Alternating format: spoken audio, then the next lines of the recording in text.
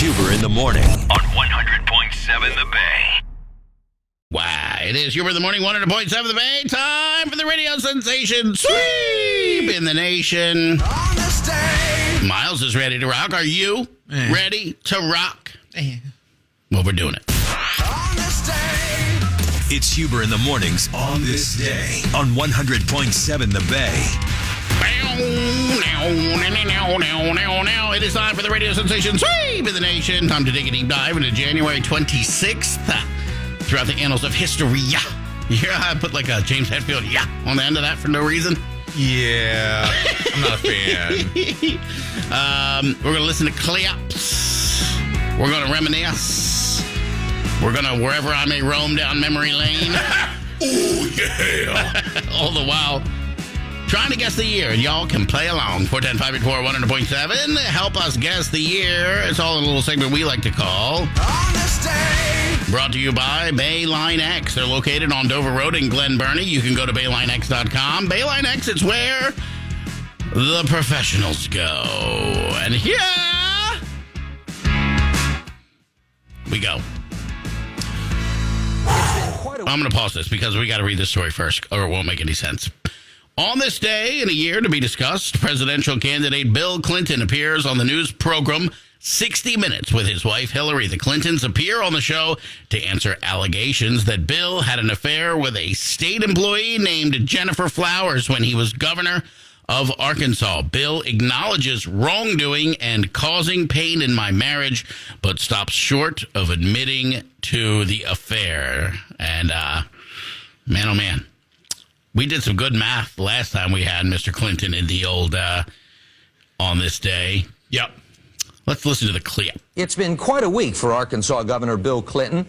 On Monday, his picture was on the cover of Time magazine, anointed by the press as the frontrunner for the Democratic presidential nomination. 6 days later, he's trying to salvage his campaign. His problem? Long-rumored allegations of marital infidelity finally surfaced in a supermarket tabloid. And last week, they were picked up and reprinted, unsubstantiated, by the mainstream press. Earlier today, Governor Clinton and his wife Hillary sat down with me to try to put the issue to rest. You know what my favorite part of that whole clip was? What? I completely stopped listening after I heard him say Monday. You ready? You want to hear it again? It's been quite a week for Arkansas Governor Bill Clinton. On Monday, his picture was... On Monday? On Monday, he went down to Pizza John's and got him a pizza with them curly pepperonis with the grease in them. What's going on there? He nailed Clinton. Yeah, but he hit Monday hard. Yeah, he did. On Monday, we go to Squars. It's been quite a week for Arkansas Governor Bill Clinton. On Monday, his picture was on the cover of Time magazine. I love it. All right. Oh, man. If you have 10 minutes this weekend, go to YouTube, type in Bill Clinton 60 Minutes. It's the first thing that pops up. This is 10 minutes of comedy gold. How does she look? She's got to look miserable, right? She is doing that. Clinton's looking straight down the barrel at the interviewer, and she's doing the slight 45-degree angle, portraying that she is still with her man. Yeah, she's trying to purposely show the body language that she's not closed off from him. Right. So he starts doing what we have in quotations on our paper, wrongdoing and causing pain in our marriage. And the interviewer goes, well, you haven't denied anything. You haven't talked about your denial. And Clinton's like, well, let's talk about the word denial. And it's the most politician thing I've ever heard. There's a definition for a reason of this word. That's brilliant. It's this river in Egypt. And it's just like, no matter what side of the coin you're on when it comes to politics, they're all lying to us. And this interview just proves it's been going on for a long, long time. Yeah. Man. Jennifer with a G. Ooh, I didn't know that. Jennifer Flowers with a G. All these years, I had no idea. And Hillary goes, we just reached out to Mrs. Flowers because she's a family friend. And Why would you say this, Jen, with a G? No, she was like, she is also hurt because she has barely seen Bill in forever. Except for those times she was crawling around under his desk. Looking for his missing pen, of course. It still blows my mind that somebody that could do a lot of good and just be this dumb about all of this. I think that there comes some level of like ego / untouchable kind of feeling when you have like your own security detail, I think you think there's some thick wall that prevents you from being exposed for anything that you do, and clearly there's some leaks in that wall. Somebody get some bubble gum and try and sure up that dam, because information makes its way through there all the time. And this went on for years during his, essentially through the inauguration, and then into his presidency. Yeah. Let's see, 410-584-100.7. I mean, didn't know if this was like pre-run or post-run, because it could be 91 or 92. And again, with it being this early in the year, it's leaning me towards 92. Right. Because that's when all the primaries would have been before that November election. So the line that haunts Hillary to this day, I'm not sitting here like some little woman standing by my man like Tammy Wynette. Tammy Wynette or Tammy Faye Baker? It's Tammy Wynette. I think Tammy Wynette. Stand by your man. Yeah, right, you're right.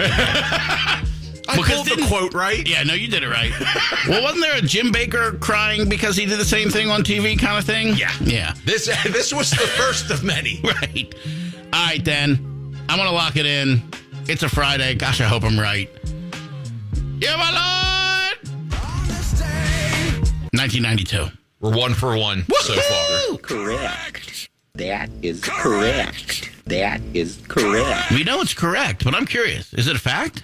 That's the fact. It is. Yeah. Yay. All right. Nice. Cool. Nice. Great. Luckily, It's a trap. it was not a trap today. We're going to continue on with part 2 of the radio sensation sweeping the nation. Right after our friends in Jimmy E. World back, where we talk about my buddy Garth again on 100.7 The House. Time for part 2 of the radio sensation sweeping the nation. This is a jam. I don't care what anybody says.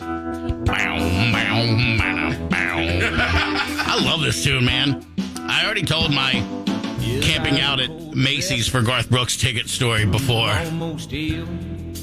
Oh, so good. I lean into Garth for karaoke. It's kind of a karaoke go-to for me. Well, you got a pretty good southern inflection in your voice where you can do that. I got rounds. It's very strange because for all intent and purpose, my upbringing should have pushed me right down the redneck road. Yep. I mean, my first truck was a Ford F-150, a manual transmission, 4-wheel drive. I drove a tractor on the road before I ever had my license. Farm living. Yeah. Instead of that, you married an awesome, cool rock chick instead of a girl with a small upper lip and big teeth. I don't know how that played out. I used to dip. I can smack a pack of tin of chew in the back and pack her up real nice. And then I loved The Cure, and that's when I crashed out of the redneck road. It's hard to put on lipstick while you got the dip lip going on. Show me how to shoot that deer. Like, it just two things didn't go together for some reason. You are too funny at 7:10, or I fear you going on TV for WJZ at 9. Oh my God, dude, I'm going to be there like, yeah, the Ravens, they're a team. Right. Taylor Swift, I date her. I'm going to have to ride down to TV Hill with this on. And the joy and pain and They call the thing a rodeo. So good. And, I usually don't like story songs. I don't really want to hear a story necessarily. But that's the best part about country. But Garth, I know. He can tell us. He can spin a yarn, as they say. Thunder rolls. Oh, man, Hurts me. That lady standing out there in that robe, man, smelling like all the perfume. My favorite Garth song is Two of a Kind Working on a Full House. And it's a tough one to sing, but boy, do I love it. All right, I got to stop gushing and read the story here. 410-584-100.7. They got some guessing to do, and I haven't even given them anything to guess at yet. So here we go. Garth Brooks, double live album. I'll say there's a date on here, and every time I see a date, I get scared. You're good. Okay. Garth Brooks' double live album released in 1998 becomes the first live album certified double diamond by the RIAA for sales of over 20 million during the years after. The first live album. I cannot believe it's not Frampton Comes Alive. Right. That's blowing my mind. Yeah, but like Frampton Comes Alive came out at a time where that wasn't really like a huge thing. And I mean, classic rock as a whole has kind of waned. Yeah, by this time. And this is right in the height of Garth in, 98 when this album came out. So it was a few years later. So there's a pretty big context clue here. It's just got to be a few years after 98, I'm assuming. But it could be the Mariah Carey factor where it's like years and years later. It's not a few. It's more than a few. Okay. I'm trying to think of like what he could have done in a particular year that would have resurfaced this and made it sell a bunch, you know. I will say, we said it that day. I mean, when I camped out for tickets to the show and watched my friend puke walk for the first time, I was lukewarm on why I was there to get those tickets. It was more just to hang out. And when I went to the show, I was hooked for life. The dude is an amazing live performer, so his live album makes a ton of sense. I wonder if it was pre or post Chris Gaines. It's post. That was a misstep. What? That was a bit. It should have been an eyeliner. Should have been the drugs. Should have been the Garth Brooks. That's an actual song? You know, a Chris Gaines song? Yeah, that was the first single off that thing. It was a bunch of, it could have been this, it could have been that, it could have been this, and then some weird chorus. Could have killed my career. Did not. Trisha saved him. Yeah. Hi, this is Cooking with Trisha Yearwood. Garth, why don't you come in for making terrible decisions? Wipe that eyeliner off at the dinner table, Garth. Right. You have 2 pina coladas, right? Tell the people about your pina coladas.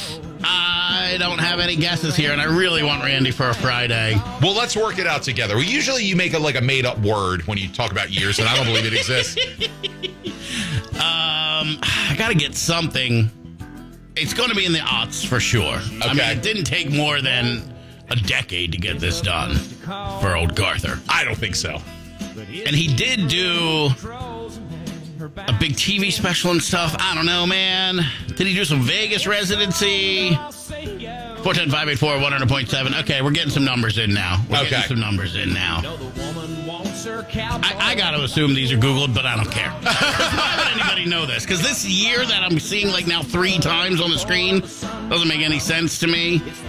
But I really just want to win, and I'm hoping they're right. We need Randy. We do. It's a playoff game this weekend, AFC Championship. I need positive vibes. There's a lot on the line. All right, Garth, be quiet here as I lock it in and consult with Miles. Well, yeah, that's what I was thinking, too. All right, we'll just go with it then. All right, Miles says it's the year of our Lord, 2006. I don't know how we got this right. Google, I'm sure. I'm positive of it, but I don't care. We're going to take it today. Here we go. That is correct. That is correct. That is correct. But I wonder, is it a fact? That's the fact, Jack! Ah, yes, it is. Good. Woo. Well, ladies and gentlemen, I need you to do me a huge favor on this foggy, dark Friday morning. I want you to put your hands together and walk into the stage. Big round of applause for Jackson Heights. Oh, Mr. Randy Watson. Yes! Man, that was a good one today. We're going to ride on out of this segment into the sunset with Garth Brooks. It's a trap! It's not a trap. You're a failure. You failed. You failed at everything. I just missed that one sometimes.